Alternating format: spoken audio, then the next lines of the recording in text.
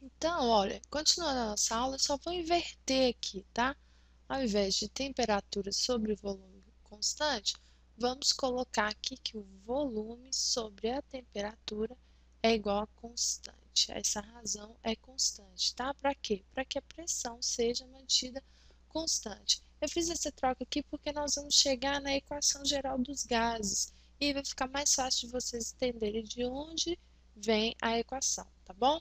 Então, no terceiro exemplo aqui, nós queremos agora que o volume seja mantido constante. Então, se eu utilizando aqui o mesmo recipiente, o volume aqui, ó, o espaço que o gás ocupa, não vai alterar.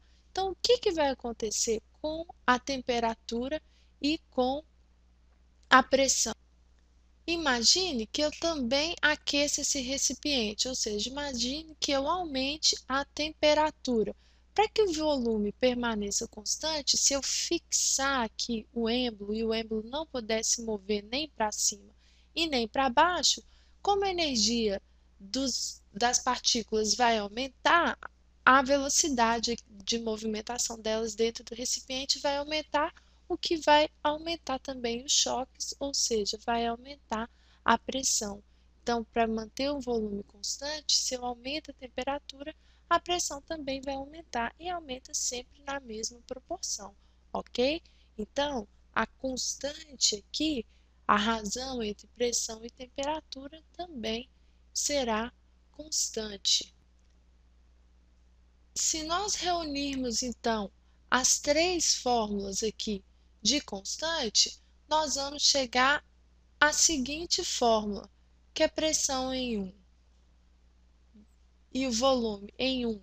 1 é o estado inicial, sobre a temperatura em 1, é igual a pressão em 2 vezes o volume em 2 sobre a temperatura em 2, no segundo estado.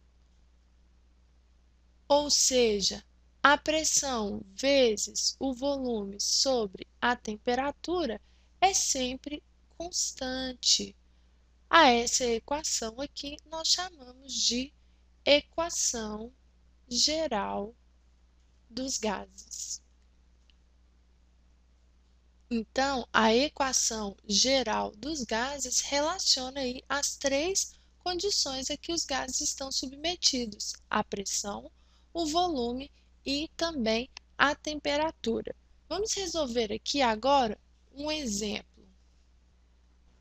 Nesse exemplo, 20 litros de hidrogênio a 27 graus centígrados, exercendo uma pressão de 700 miligramas de mercúrio, 700 milímetros de Hg, será submetida a novas condições, a uma temperatura de 87 graus e uma pressão de 600 milímetros de Hg.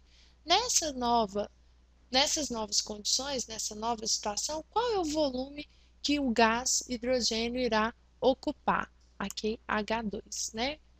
Então, olha só, vamos aplicar a fórmula, né? P1 vezes volume 1 sobre a temperatura 1 tem que ser igual a pressão em 2, o volume 2 e a temperatura em 2. Substituindo, então, os valores, a pressão em 1, 700 milímetros de Hg, vezes o volume em 1, 20 litros, sobre, agora vem o detalhe, tanto a pressão quanto o volume, vocês podem utilizar qualquer unidade, mas a temperatura tem que ser dada em Kelvin.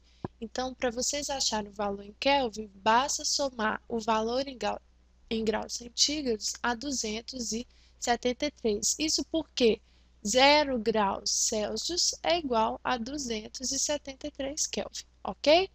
Então, aqui é igual a pressão em 2, que é igual a 600, vezes o volume, que é o que nós buscamos, sobre a temperatura, que é 87 mais 273. Se vocês resolverem essa equaçãozinha aí, vocês vão encontrar o volume igual a 28 litros de H2, ok?